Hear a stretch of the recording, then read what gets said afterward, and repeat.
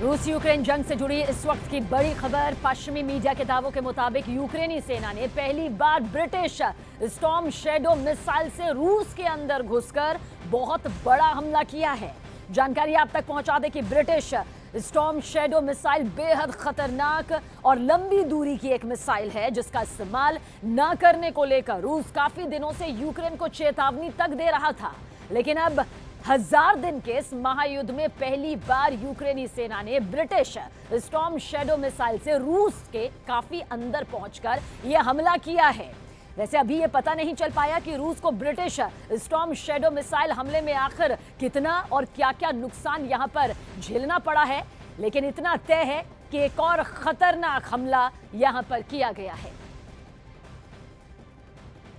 रूस यूक्रेन महाजंग में जो हालात अब बन रहे हैं, वैसे जंगी हालात पिछले 1000 दिनों से चल रहे युद्ध में भी नहीं बने थे। व्लादिमीर पुतिन ने अब 2 लाइन में 2 टूक शब्दों में साफ कर दिया है कि रूस पर लंबी दूरी से मिसाइल हमला करके यूक्रेन और नेटो ने रूस को अब परमाणु जंग के लिए मजबूर कर दिया। पुतिन की इस धमकी के बाद से यूक्रेन समेत नेटो के कम से कम 4 देशों ने रूस के एटमी हमलों से बचने के लिए युद्ध स्तर पर तैयारियां भी कुछ इस तरह से शुरू कर दी हैं।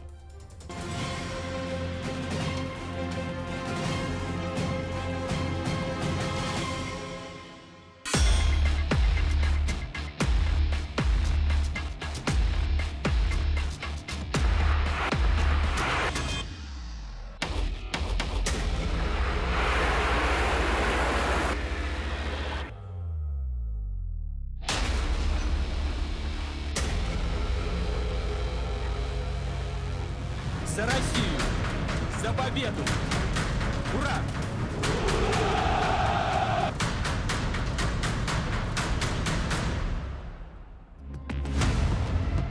एक 1000 दिन सिर्फ युद्ध, अब तीसरा विश्व युद्ध।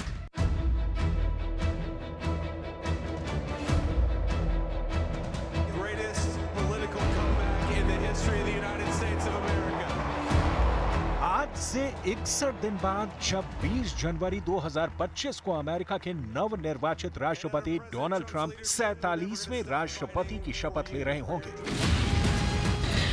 क्या उस वक्त तक राष्ट्रपति पुतिन यूक्रेन समेत आधे यूरोप को परमाणु युद्ध में भस्म कर चुके होंगे? क्या तीसरा विश्व युद्ध अगले 60 दिनों के अंदर शुरू हो जाएगा? ये दावे इसलिए किए जा रहे हैं क्योंकि यूक्रेन के राष्ट्रपति ज़ेलेंस्की रूस में घुसकर अमेरिकी मिसाइलों से ऐसा खौफनाक हमला कर दिया है जिसने अब पुतिन को लगभग बेकाबू कर दिया है।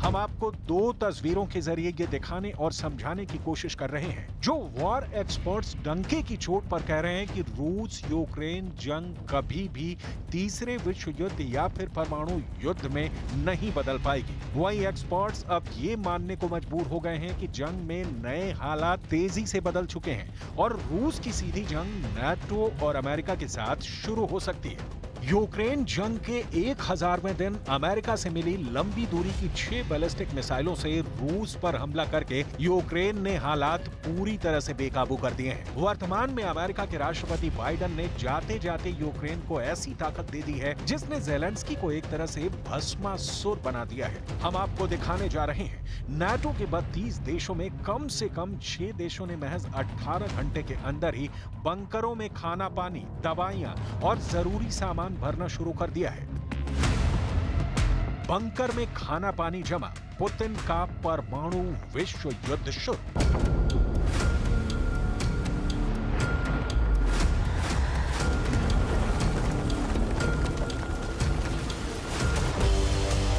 रूस यूक्रेन के बीच जंग बेहद चरम पर पहुंच चुकी है। रूस की ताजा परमाणु धमकी से कोहराम मचना शुरू हो चुका है। हम आपको नाटो के उन देशों के ताजा हालातों के बारे में बता रहे हैं जो पुतिन के परमाणु एक्शन वाली धमकी से सदमे में चले गए हैं। 32 देशों वाले नाटो में शामिल स्वीडन, नॉर्वे, डेनमार्क, फिनलैंड रूस की एटमी जंग को लेकर हाई अलर्ट है। द मिरर ऑफ यूके की रिपोर्ट के मुताबिक कई नाटो देश अपने नागरिकों से युद्ध के लिए तैयार रहने को कह दिया है। द मिरर ऑफ यूके की खबरों के दावों के मुताबिक परमाणु युद्ध छिड़ने की आशंका के बीच स्वीडन ने अपने नागरिकों को आगाह किया है और पैम्फलेट बांटे हैं। स्वीडन ने 50 लाख युद्ध से जुड़े पैम्फलेट नागरिकों को बांटे हैं। पैम्फलेट में नागरिकों से युद्ध के लिए तैयार रहने का आग्रह किया गया। पैम्फलेट में बंकर में पानी, खाना, दवाइयों का भंडारण करने की चेतावनी जारी की गई है। वहीं नॉर्वे में भी अपने नागरिकों के बीच इमरजेंसी पैम्फलेट जारी किए हैं, जिसमें लोगों को पूरे युद्ध के बारे में समझाया गया है। इसके साथ ही किसी इमरजेंसी की स्थिति में 1 सप्ताह तक भोजन पानी की व्यवस्था करने की सलाह दी गई है। वहीं डेनमार्क ने अपने नागरिकों को सूखा राशन, पानी और दवाइयां जमा करने के लिए ईमेल भी भेजे हैं। डेनमार्क ने पहले ही अपने नागरिकों को राशन, पानी और दवाओं का स्टॉक रखने के लिए ईमेल भेज दिया है, ताकि परमाणु हमले की स्थिति में 3 दिन के लिए इमरजेंसी व्यवस्था रखी जा सके। जबकि स्वीडन की आपातकालीन लिस्ट में आलू, पत्ता गोभी, गाजर और अंडे, बोलोग्रीज सॉस, तैयार ब्लूबेरी और रोज हिप सूप शामिल है, ताकि एटमी युद्ध के वक्त नागरिकों को भूखा न मरना पड़े। नाटो के कई देशों को अब युद्ध का डर है और वो इसके लिए तैयारी कर रहे हैं। वहीं फिनलैंड विश्व युद्ध को लेकर सबसे ज्यादा सतर्क है। फिनलैंड ने भी अपने नागरिकों से संकट की तैयारी करने के लिए कहा है। फिनलैंड ने अपने ऑनलाइन ब्रोशर को अपडेट कर दिया है। गाइडलाइन में बताया गया है कि विभिन्न हालातों में क्या करना चाहिए। नागरिकों से संकट की स्थिति में खुद को सुरक्षित रखने को कहा जा रहा है। यूक्रेन में अमेरिकी दूतावास बंद, परमाणु हमले का खौफ।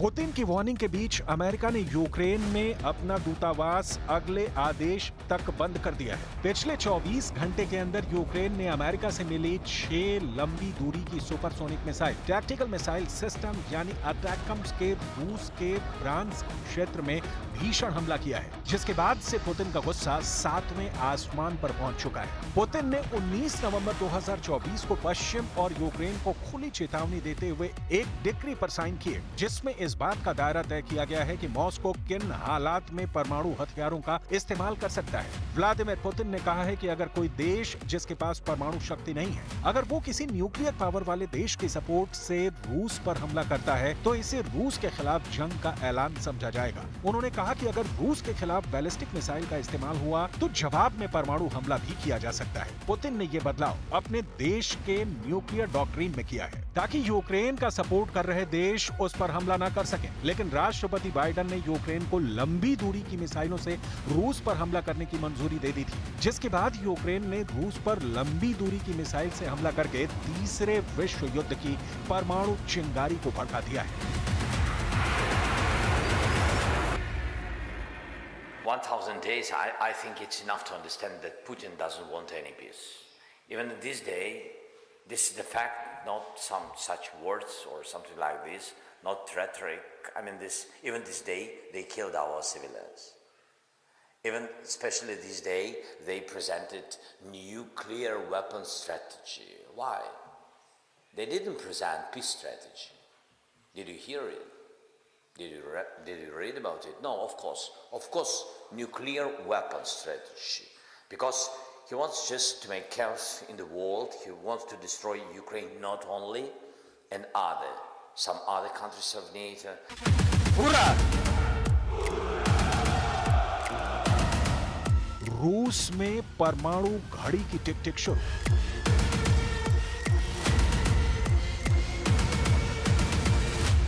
उत्तर कोरिया में परमाणु घड़ी की टिक टिक शुरू।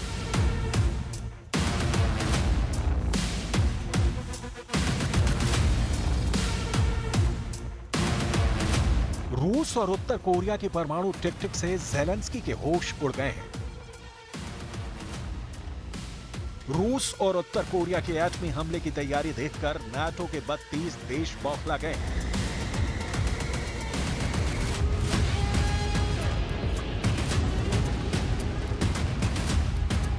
एक लाइन में सीधी खबर यह है कि अब रूस ने फिर से अमेरिका, फ्रांस और जर्मनी, ब्रिटेन और यूक्रेन को साफ चेतावनी दी है कि अगर युद्ध लंबा खिंचा तो अब सिर्फ परमाणु युद्ध होगा।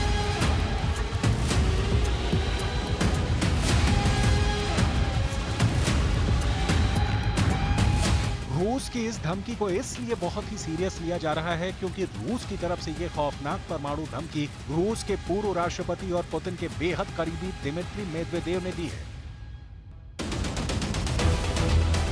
पूर्व रूसी राष्ट्रपति दिमित्री मेदवेदेव ने यूक्रेन, अमेरिका और नाटो के 32 देशों को धमकी दी है। दिमित्री मेदवेदेव ने कहा है कि हालात ऐसे हो रहे हैं कि रूस को परमाणु प्रतिक्रिया करने के लिए मजबूर होना पड़ सकता है। रूस के परमाणु हथियारों की घड़ियों ने टिक टिक करना शुरू कर दिया है। रूस की तरफ से एटमी धमकी ऐसे वक्त में सामने आई है जब राष्ट्रपति पुतिन और उत्तर कोरिया के राष्ट्रपति किम जोंग उन ने यूक्रेन जंग में एक दूसरे का साथ देना शुरू कर दिया है। उत्तर कोरिया के 12,000 से ज्यादा सैनिक इस वक्त पूर्वी यूक्रेन की सीमा से लगे कुर्स्क इलाके में मौजूद हैं। रूस के कुर्स्क से कुछ सैटेलाइट तस्वीरें सामने आ चुकी हैं, जिनसे साबित हो चुका है कि रूस की तरफ से उत्तर कोरिया के हजारों सैनिकों ने यूक्रेनी इलाकों पर हमले शुरू कर दिए हैं। दावा किया जा रहा है कि उत्तर कोरिया की मिसाइलों से रूस ने यूक्रेन के कई इलाकों में हमले किए हैं। ईरान के बाद उत्तर कोरिया ही वो देश है जो यूक्रेन जंग में सीधे नाटो और अमेरिका से जंग करने को तैयार हो चुका है। लेकिन यहाँ पर हम आपको बता दें कि अभी तक दुनिया को ईरान की परमाणु क्षमता के बारे में पता नहीं चला है, लेकिन दुनिया जानती है कि उत्तर कोरिया के पास 50 से 60 परमाणु बम और मिसाइलें हैं। यहाँ इस वक्त हालात बेहद जटिल हो चुके हैं। इन दो तस्वीरों से समझ लीजिए क्योंकि नाटो रूस की परमाणु धमकी को बहुत ज्यादा गंभीरता से ले रहा है। पहली तस्वीर में उत्तर कोरिया का दानाशाह किम जोंग उन है जो अपनी परमाणु मिसाइलों की ताकत के बल पर न सिर्फ दक्षिण कोरिया को धमकी दे रहा है बल्कि अब तो यूक्रेन युद्ध में उत्तर कोरिया अपनी परमाणु क्षमता दिखाने के लिए मचल रहा है। दूसरी तस्वीर में राष्ट्रपति पुतिन को परमाणु मिसाइलों के साथ देखा जा सकता है। ऐसा माना जाता है कि रूस दुनिया में इकलौता देश है जिसके पास सबसे ज्यादा परमाणु बम और हथियार हैं। अब ऐसे हालात में परमाणु बम और मिसाइलों से लैस तानाशाह किम अगर पुतिन के कहने पर एटमी हमला कर देगा तो फिर नाटो और यूक्रेन का क्या हाल होगा, इसका अंदाजा लगाया जा सकता है। पुतिन ने उत्तर कोरिया की सेना से लेकर परमाणु हथियारों को जंग में उतारने का पूरा प्लान भी तैयार कर लिया है, ऐसी खबरें आ रही हैं।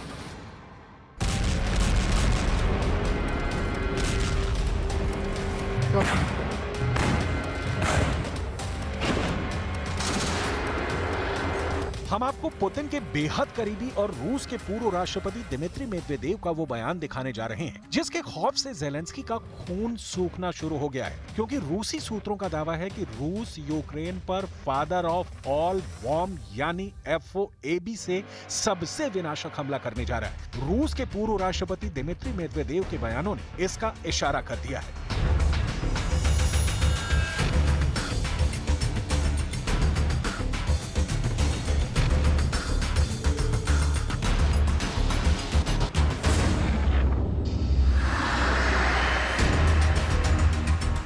कुल मिलाकर रूस पर यूक्रेन ने हमला करके न सिर्फ तीसरा विश्व युद्ध भड़का दिया है बल्कि अब यूरोप पर परमाणु हमले का खतरा कई गुना बढ़ गया है।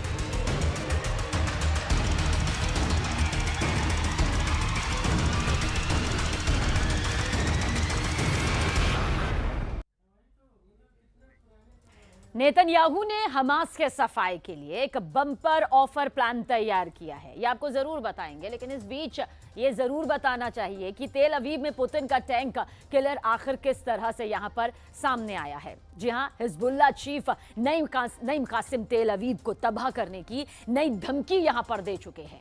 हिजबुल्लाह चीफ ने टॉप कमांडर मोहम्मद अफीफ की मौत का बदला लेने का ऐलान किया है। मोहम्मद अफीफ हिजबुल्लाह की मीडिया सेल का टॉप कमांडर था। वहीं इजराइल डिफेंस फोर्स को दक्षिण लेबनान में हथियारों का ऐसा जखीरा मिला जिससे ईरान और सीरिया में खलबली मच गई। मीडिया रिपोर्ट्स में दावा किया गया कि हिजबुल्लाह रूस के टैंक किलर इस्तेमाल कर रहा है।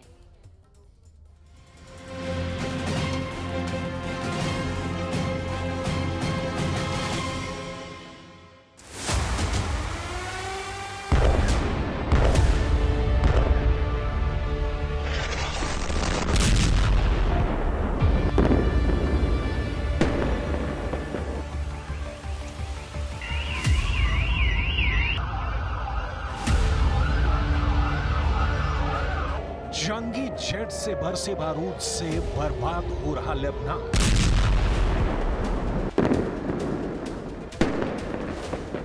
जैसा कोहराम कफर में है, वैसा बारूदी मंजर अल फैदा का है। बारूदी प्रहार से लेबनान के जहरानी की हवा तक जहरीली हो चुकी है। तेहरान टाइम्स ने दावा किया है कि इजरायल लेबनान में फॉस्फोरस बम बना रहा है। इजरायल की एयर स्ट्राइक का बदला हिजबुल्लाह बॉर्डर पार रॉकेट की बौछार से ले रहा है। लेबनान के लड़ाके बराबर की टक्कर दे रहे हैं। कई फ्रंट पर तो हिजबुल्लाह हावी हो चुका है। इजरायल के किर्यात शमोना की रिहायशी बस्ती पर फटते लड़ाका ग्रुप के रॉकेट युद्ध में नया टर्न आने की तस्दीक कर रहे हैं। इजरायल आर्मी को समझ में नहीं आ रहा कि फाइटर ग्रुप के हाथ कौन सा अजय हथियार लगा है। हिजबुल्लाह को हथियार ईरान से मिलते हैं। हिजबुल्लाह लड़ाके सीरिया के रॉकेट से लड़ते हैं। नसरल्लाह आर्मी तस्करी के हथियारों से जंग लड़ रही है। इजरायल पर हमले में ईरान सपोर्टर कुछ देशों के हथियार इस्तेमाल हो रहे हैं। लेकिन ऐसा पहली बार सबूत मिला है कि हिजबुल्लाह लड़ाके पुतिन के हथियारों से नेतन्याहू आर्मी को जबरदस्त टक्कर दे रहे हैं।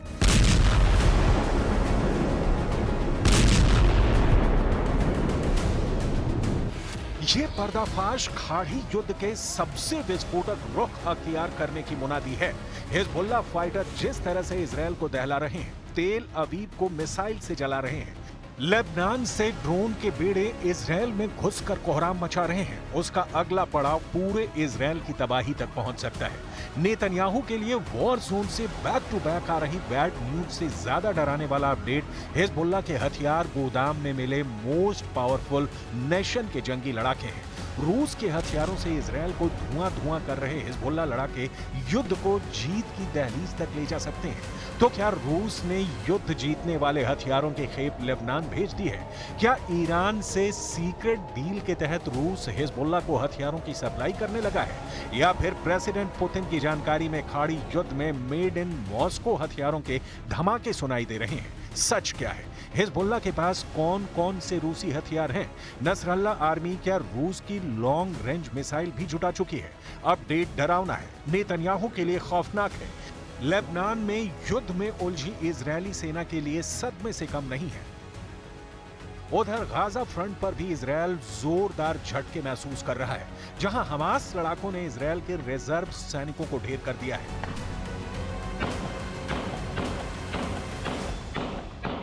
Until the immediate threat from Lebanon is removed and our people, Israelis living in their own sovereign territory, in their own homes, can safely return to their homes. That's when the conflict will end in our north, not a moment before. उत्तरी Gaza में लड़ाई के दौरान Israeli reserve सैनिक मारा रोई session की मौत हो गई है।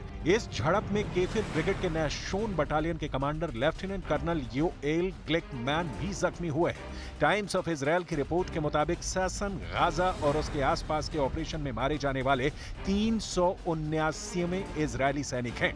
7 अक्टूबर 2023 के हमले के बाद से अब तक इजरायल के 800 सैनिक लड़ाई में मारे जा चुके हैं। אנחנו מדברים כרגע על משא ומתן אפשרי להסדרה. האמריקנים מובילים את זה. אני אומר, זה מתבצע רק תחת אש. והוא מתבצע עם הרבה מאוד אש. इस बीच इजरायल की जेल में बंद हमास फाइटर से मिले खुफिया इनपुट से नेतन्याहू कैबिनेट दहल गई है। अब शालोम के पुलिस कमिश्नर कोबी याकोबी ने नेसेट राष्ट्रीय सुरक्षा समिति को जानकारी दी है कि इजरायल की जेल में नई जंग शुरू होने जा रही है। इजरायल की जेल में बंद हमास की फतेह ब्रिगेड के टॉप कमांडर ने यह धमकी सीधे कोबी याकोबी को दी है। इजरायली जेल में बंद फतेह ब्रिगेड अपना स्वतंत्रता दिवस मनाने की पूरी तैयारी कर चुकी है। उसी दिन से इजरायल की जेल में बंद हमास लड़ाके युद्ध की शुरुआत कर सकते हैं। यानी इजरायल के लिए जंग के मैदान की तरह हालात देश के भीतर भी बन सकते हैं। मगर इजरायल के लिए जो सबसे बड़ा थ्रेट है वो है हिजबुल्लाह लड़ाकों के हाथ में रूस के विनाशकारी हथियार। फाइटर ग्रुप ने पुतिन आर्मी के विस्फोटक हथियारों का जुगाड़ कैसे किया, इस सीक्रेट वॉर प्लान का पता कैसे लगा, अब इसे भी जान लीजिए। साउथ लेबनान में इजरायल डिफेंस फोर्स को ग्राउंड ऑपरेशन के दौरान हिजबुल्लाह के हथियारों का बड़ा जखीरा मिला। इस जखीरे में made in Russia anti tank missile milli.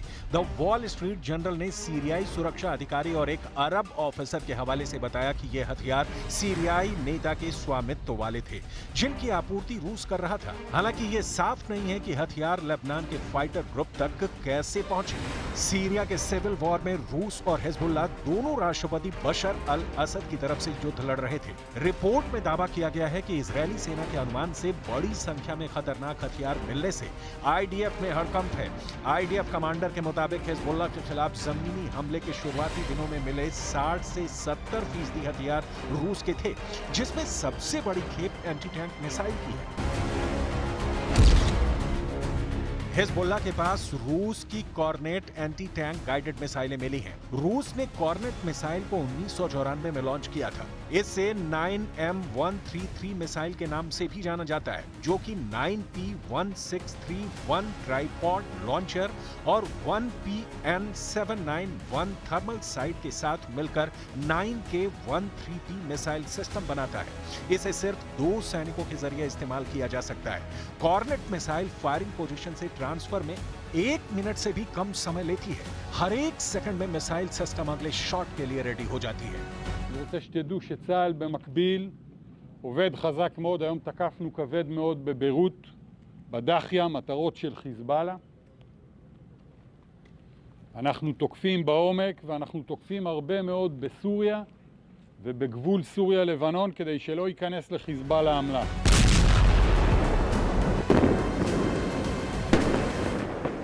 Putin army जिन हथियारों से यूक्रेन में तहलका मचा रही है, वही हथियार हिजबुल्लाह लड़ाके इस्तेमाल कर इजरायल को हराने के वॉर प्लान पर चल रहे हैं।